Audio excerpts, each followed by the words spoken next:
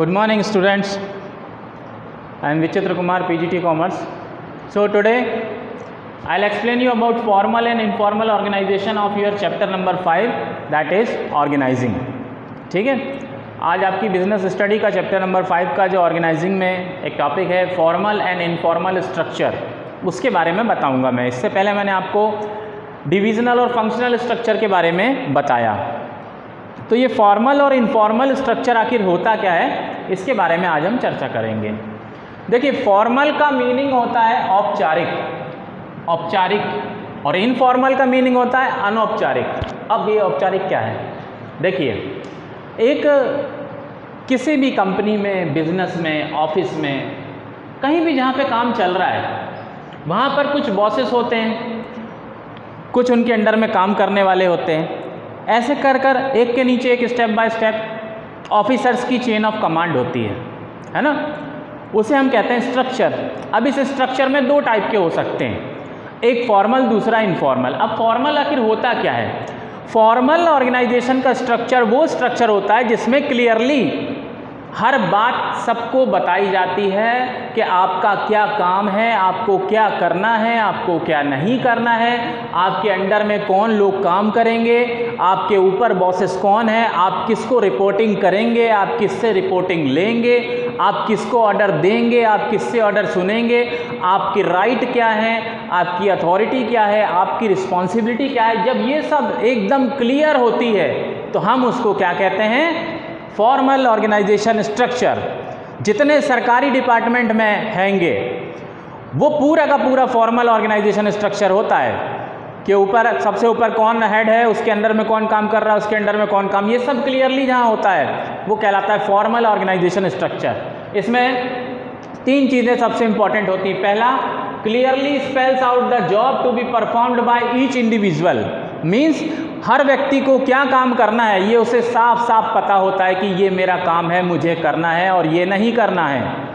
दूसरा, authority, responsibility, superior subordinate. Superior subordinate मतलब जो व्यक्ति काम कर रहा है और उसके ऊपर जो बॉस है, बॉस को बोलेंगे सुपीरियर, उसके अंडर में जो काम कर रहा है उसको क्या बोलते हैं? सबॉर्डिनेट।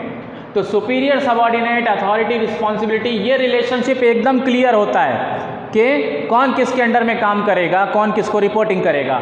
और तीसरा, it creates a scalar chain of command. और फॉर्मल ऑर्गेनाइजेशन स्ट्रक्चर में स्केलर चेन ऑफ कमांड बनती है, यानी स्केलर चेन का प्रिंसिपल फॉलो किया जाता है। इसके बारे में मैं आपको पहले बता चुका हूँ स्केलर चेन क्या है। अब इसी का हम अपोजिट इनफॉर्मल का मीनिंग देख लेते हैं, फिर मैं आपको आगे समझाता हूँ। इनफॉर्मल किसको कहते हैं? अब इसी फॉर्मल ऑर्गेनाइजेशन के स्ट्रक्चर में मान लीजिए सारे के सारे अधिकारी लोग और कर्मचारी लोग मिलकर आपस में एक नया रिलेशन क्रिएट करते हैं जिसमें कुछ भी क्लियर नहीं है कि कौन किसकी बात सुनेगा, कौन किससे ऑर्डर लेगा, किससे ऑर्डर देगा, किसको रिपोर्टिंग करेगा। तो ऐसे स्ट्रक्चर को हम इनफॉर्मल कहने लगेंगे। मतलब इनफॉर्मल एक अलग से नहीं आता है, होता ये फॉर्मल के अंदर ही है, बट जहाँ पर हर एक की पोजीशन क्लियर होती है, सब कुछ क्लियर होता है, वो फॉर्मल होता है। और इसी फॉर्मल में अगर क्लियर ना हो तो वो क्या बनता है? फिर इनफॉर्मल स्ट्रक्चर बनता है। कैसे? जैसे मान लीजिए एक कंपनी में एक पर्सन बड़ा टैलेंटेड है जो कि मार्केटिंग मैनेजर की पोस्ट पर है, वो मार्केटिंग का काम देख रहा है, ठीक। लेकिन क्योंकि वो पर्सन बड़ा इंटेलिजेंट है तो बॉस उस पर बहुत भरोसा करते हैं, और वो पर्सन अगर उनको कोई सजेशन देता है रिलेटेड टू फाइनेंस, जो कि फाइनेंस डिपार्टमेंट का काम है, लेकिन मार्केटिंग वाला अगर कोई सजेशन दे रहा है और बॉस लोग उसको सुन रहे हैं, उसकी मानी जा रही है, वो फाइनेंस डिपार्टमेंट के ऑफिसर से बात कर रहा है, उनको समझा रहा है, बता रहा है, वो लोग भी उसको मान रहे हैं, तो ये यहाँ पर इनफॉर्मल स्ट्रक्चर कहलाएगा। मतलब जो अपने आप बन जाते हैं रिलेशन, जिसमें ज़्यादा काबिलियत होती है, ज़्यादा मेहनत करता है, ज़्यादा अच्छा होता है, वो धीरे धीरे दूसरे लोगों से ऊपर हो जाता है, उसकी सैलरी भी बढ़ जाती है। प्राइवेट कंपनी में अगर है तो उसकी सैलरी भी बढ़ जाती है और उसका रुतबा, उसकी पोजीशन भी बढ़ जाती है। तो ऐसा स्ट्रक्चर इनफॉर्मल कहलाएगा जहाँ पर लोग अपनी मर्जी से रिलेशन बनाते हैं। मतलब कि अपनी मर्जी से, जैसे कि एक पर्सन के ऊपर बॉस आपको पता है कि ये मेरा बॉस है, हमको इसको रिपोर्टिंग करनी है, लेकिन उसके अलावा भी आप किसी और को जाकर रिपोर्टिंग दे रहे हैं। रिपोर्टिंग से मतलब है ऐसी बस चलते फिरते बातचीत हो रही है, आप बता रहे हैं। दूसरा बॉस आपकी बात को कहीं और पहुंचा रहा है। इस तरीके के स्ट्रक्चर को इनफॉर्मल कहते हैं। अभी आपको मीनिंग इसके फीचर बताता हूं तो और क्लियर होगा इनफॉर्मल क्या है। Social and friendly groups. Informal organization कैसा होता है? सोशल एंड फ्रेंडली ग्रुप्स, है ना, ठीक है। तो मतलब आपस में दोस्ती के कारण आपकी जिससे पट रही है, जिससे बातचीत जम रही है, जिससे आपके व्यवहार हैं, उनसे आप खुद ही एक अलग तरह का स्ट्रक्चर क्रिएट कर रहे हैं। क्रिएटेड ऑटोमेटिकली, ये अपने आप बन जाता है, इसको बनाया नहीं जाता है। टू गेट साइकोलॉजिकल सेटिस्फैक्शन, और इस स्ट्रक्चर का पर्पस क्या होता है? साइकोलॉजिकल सेटिस्फैक्शन, मतलब जब आप इस स्ट्रक्चर को फॉलो करने लगते हैं या इस स्ट्रक्चर में काम करने लगते हैं तो आपको एक मानसिक रूप से खुशी मिलती है।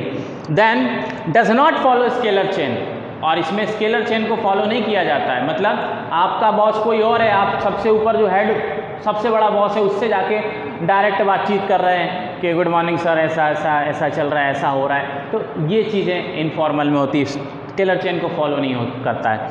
डिपेंड ऑन फॉर्मल स्ट्रक्चर, और ये इनफॉर्मल भी किस पर डिपेंड होता है? फॉर्मल पर ही डिपेंड होता है। अगर फॉर्मल नहीं होगा तो इनफॉर्मल नहीं होगा। क्यों नहीं होगा भाई? एक ऑफिस होगा, उसमें एक बॉस होगा, उनका हेड, उसके अंडर में लोग काम कर रहे होंगे, यानी वो फॉर्मल स्ट्रक्चर है। तभी तो वो लोग आपस में दोस्ती करेंगे, रिश्तेदारी करेंगे, अपने नया स्ट्रक्चर बनाएंगे। अगर ऑफिस ही नहीं होगा तो, अगर कोई काम की जगह ही नहीं है तो, यानी अगर इनफॉर्मल नहीं है, मतलब फॉर्मल नहीं है तो इनफॉर्मल भी नहीं होगा। फॉर्मल पर ही इनफॉर्मल बेस्ड है, ये अलग से नहीं है, ये कोई अपने आप में अलग से स्ट्रक्चर नहीं होता है, ठीक है। अब देखिए फॉर्मल ऑर्गेनाइजेशन के एडवांटेज मैं बताता हूँ क्या फ़ायदे हैं। एक तो सिस्टमैटिक वर्किंग होती है, हर व्यक्ति को पता है ये मेरा काम है, मुझे ये करना है, ये नहीं करना है, इसका जवाबदार मैं हूँ, तो वो अपना काम बहुत सही तरीके से करता है, क्योंकि उसे पता है कि इसकी जवाबदारी किसकी है? मेरी है। पहला सिस्टमैटिक वर्किंग। दूसरा achievement of organizational goal. Formal structure क्यों बनाया जाता है? ऑर्गेनाइजेशन के गोल को पाने के लिए, जिस गोल के लिए आपकी कंपनी, आपका बिजनेस बना है। तीसरा नो ओवरलैपिंग। इसमें क्या होता है? कौन क्या काम करेगा, कौन क्या नहीं करेगा पहले से फिक्स होता है, पूरी प्लानिंग के तहत काम होता है। तो ओवरलैपिंग यानी कोई एक्टिविटी डबल से नहीं होती है, या किसी की कोई एक्टिविटी बर्बाद नहीं होती है। हर व्यक्ति का काम इम्पॉर्टेंट होता है और वो एक ही बार होता है जितनी बार उसकी ज़रूरत है। फोर्थ है कोऑर्डिनेशन। प्रॉपर कोऑर्डिनेशन होता है, क्योंकि इसमें सुपीरियर सबऑर्डिनेट रिलेशनशिप क्लियर होता है, यानी आपको अपने बॉस को रिपोर्टिंग करनी है और आपका बॉस उसके बॉस को रिपोर्टिंग करेगा, यानी प्रॉपर कम्युनिकेशन चल रहा है। प्रॉपर कम्युनिकेशन का मतलब क्या होता है? कोऑर्डिनेशन, यानी तालमेल, आपस में मिलजुल के सब काम कर रहे हैं। फिर चेन ऑफ कमांड, और इसमें chain of command scalar chain को फॉलो किया जाता है। अब डिसएडवांटेजेस। फॉर्मल ऑर्गेनाइजेशन के कुछ नुकसान भी हैं जिसको हम डिसएडवांटेज कहते हैं। पहला है डिले इन एक्शन, यानी काम में देरी होगी। देरी कैसे होती है? स्केलर चेन को फॉलो करते हैं, यानी आप पहले अपने बॉस को रिपोर्टिंग करेंगे, फिर आपके बॉस को ठीक लगेगा तो वो अपने बॉस को बताएगा, फिर उससे ऊपर बात जाएगी। ऐसे करके धीरे धीरे बात को पहुंचने में, हाई कमांड तक पहुंचने में काफ़ी टाइम लग जाता है। और बिजनेस में आप जानते हैं कि बहुत सारे डिसीजन तुरंत लेने पड़ते हैं, नहीं तो बहुत बड़ा नुकसान हो जाता है। तो एक डिसएडवांटेज ये भी है, डिले इन एक्शंस। दूसरा ignore social needs. Ignore social needs मतलब जो व्यक्ति की सामाजिक ज़रूरतें हैं। सामाजिक ज़रूरतें क्या है? कि भाई आदमी जहाँ काम कर रहा है वहाँ उसे खुशी महसूस हो, अच्छा लगे, प्रेम व्यवहार उसके साथ हो, सब उससे अच्छे से बातचीत करें, मिलजुल के घुल मिल के रहें, ये सोशल नीड्स होती है। उसको इसमें टोटली इग्नोर कर दिया जाता है, क्योंकि यहाँ पर आप बातचीत करने नहीं आ रहे हैं, मिलने जुलने नहीं आ रहे हैं, दोस्ती निभाने नहीं आ रहे हैं, ये आपका काम है, इस काम को करिए बस। तो सोशल नीड इसमें इग्नोर कर दी जाती। वी आर ह्यूमन बीइंग, हम इंसान हैं, है ना, मशीन नहीं है। Third emphasis on work only. इसमें सिर्फ किस पर जोर दिया जाता है? वर्क पर, काम पर। काम ये आपका है, करिए, मुझे पूरा करके दीजिए, बस बात ख़त्म है। नहीं कर पा रहे हैं तो आप जाइए, आपकी जगह कोई और करेगा, लेकिन काम हमें पूरा चाहिए। जोर किस पर दिया जाता है? काम पर ही दिया जाता है।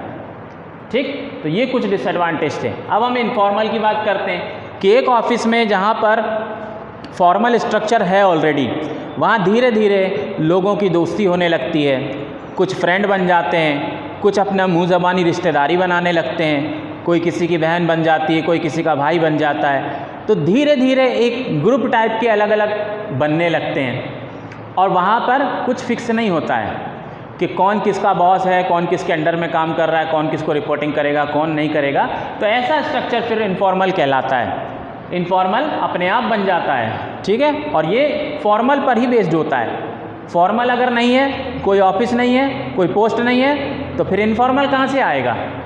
तो इनफॉर्मल के कुछ एडवांटेज हैं। एक तो है फास्ट कम्युनिकेशन, यानी डिले इन एक्शन नहीं होता। जो इसके डिसएडवांटेज हैं वो इसके क्या हैं, एडवांटेज। जो उसके एडवांटेज हैं वो इसके क्या हैं, डिसएडवांटेज हैं।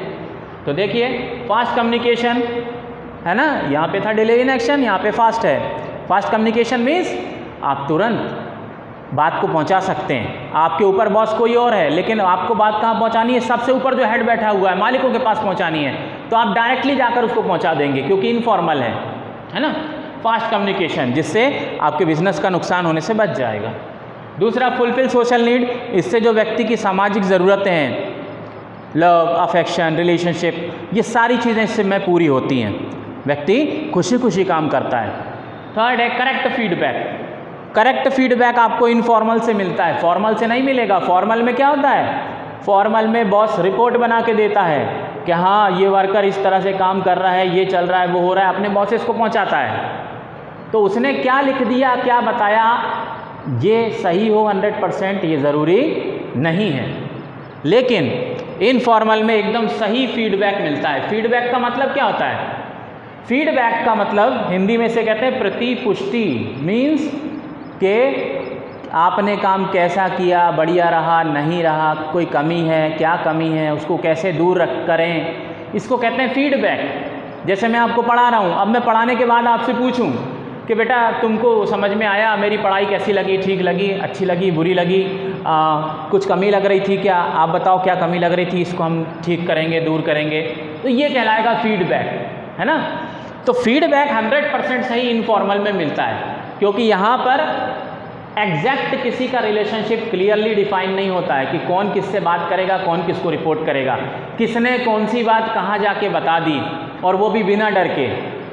होता क्या है कि जो पर्सन काम कर रहा है वो कभी अपनी कमी नहीं बताता है कि मेरी कमी यहाँ पे ये है, मेरी फॉल्ट ये है, इसके कारण ऐसा हुआ। लेकिन अगर कोई और पर्सन है जिसने उस काम को नहीं किया है तो वो ज़रूर बता देगा। क्यों, क्योंकि उसका नुकसान नहीं हो रहा है। तो इनफॉर्मल स्ट्रक्चर में यही होता है कि कोई भी पर्सन किसी को भी जाके कुछ भी बताने लगता है, जिसके कारण क्या होता है कि एकदम सही एग्जैक्ट क्या चल रहा है, क्या हो रहा है, वो आपको नॉलेज में आ जाता है। एम्प्लॉई, एक बॉस क्या बोलेगा जो सबसे ऊपर पोस्ट पे बैठा है, वो कहेगा हमारे एम्प्लॉई खुश हैं, सब बढ़िया हैं, सब अच्छे से रह रहे हैं। क्यों, क्योंकि वो खुद बॉस है। अगर वो इसके बारे में नेगेटिव रिपोर्टिंग देगा तो उसका खुद का लॉस होगा, तो वो हमेशा क्या कहेगा कि सबसे अच्छा बढ़िया काम हमारे यहाँ चल रहा है। लेकिन इनफॉर्मल में क्या होता है, इनफॉर्मल में कुछ भी क्लियर नहीं होता है, तो लोग बिल्कुल सही सही बात बताते हैं कि एक्चुअली चल क्या रहा है। अब इसके कुछ डिसएडवांटेज भी हैं जिन्हें हम देखेंगे। फर्स्ट है स्प्रेड र्यूमर्स, यानी र्यूमर का मतलब क्या होता है, अफवाह। अफवाह मतलब आप समझते हैं ना, जो होता नहीं है सच्चाई में, लेकिन उस बात को इस तरह से फैलाना कि जो लोगों को सच लगे, उसे कहते हैं र्यूमर्स, यानी अफवाह। इसमें र्यूमर्स बहुत फैलती हैं क्योंकि सोर्स इसमें मिलता नहीं है। कोई बात किसी ने फैलाई, अब किसने कही, किससे कही, कहाँ से घूम के कहाँ पहुँच गई, छोटी सी बात कही थी बहुत बड़ी हो गई, तो र्यूमर इसमें बहुत ज़्यादा फैलते हैं। दूसरा, नो सिस्टमैटिक वर्किंग। वर्किंग का कोई सिस्टम प्रॉपर नहीं होता है कि ये काम तो करना है, लेकिन कौन करेगा, रिस्पॉन्सिबिलिटी कौन लेगा, अथॉरिटी किसके पास है, कुछ भी क्लियर नहीं होता है, सिस्टमैटिक वर्किंग नहीं होती है। मे ब्रिंग नेगेटिव रिजल्ट, और इनफॉर्मल ऑर्गेनाइजेशन का रिजल्ट नेगेटिव भी आ सकता है। कैसे आ सकता है कि जब लोग आपस में बढ़िया फ्रेंडशिप वगैरह के साथ में रहने लगते हैं, काम करने लगते हैं, तो जैसे ही कोई नई पॉलिसी, कोई नया चेंज आता है तो सब लोग मिलकर उसका क्या कर देते हैं, विरोध कर देते हैं, अपोजिशन। अरे ये गलत है, हम नहीं करेंगे, हमको नहीं करना। सब मिलके इकट्ठा होकर उसका अपोजिशन शुरू कर देते हैं, है ना। तो यहाँ पर कई बार नेगेटिव रिजल्ट भी निकल आते हैं। फोर्थ है मोर एम्फेसिस ऑन इंडिविजुअल इंटरेस्ट, यानी व्यक्ति के खुद के फायदे पर वो ज़्यादा जोर देता है। जो भी पर्सन है वो किसी भी कारण से कोई इन्फॉर्मेशन दे रहा है, ले रहा है, इस स्ट्रक्चर में हैगा, तो वो सबसे पहले अपने खुद के फ़ायदे को देखता है, बाद में कंपनी के फ़ायदे को देखता है ना। तो ये एडवांटेज और डिसएडवांटेज थे। होप आपको ठीक से समझ में आया होगा। Thank you.